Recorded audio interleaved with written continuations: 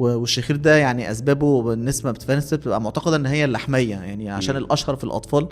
موضوع الشخير او كده اللحميه، لكن هو الشخير في حد ذاته مم. هو بقى مرتبط بسقف الحلق اكتر، بيبقى مم. فيه ترهل كده في سقف الحلق، هو اللي بيعمل الشخير، بيجي مع الناس اللي وزنها زايد شويه. مم. مشكله الشخير برضو ان هو من المشاكل اللي لحد ما حلولها يعني المريض هيخس وهيعمل عمليه، يعني ما مم. فيش دواء، الموضوع مم. عمليه فيزيائيه، هوا جاي من مكان واسع لمكان ضيق، فبدا يحصل ذبذبات كده في سقف الحلق، ان هم بداوا يلمسوا بعض، بدا يحصل الموضوع الشخير، خصوصا لو الشخص نايم على ظهره. مم. فساعات بنقول المريض نام على جنبك، طب نام على مخدتين، الحاجات دي بتريح شويه او بتقلل، وبتقول له ايه ينزل في الوزن.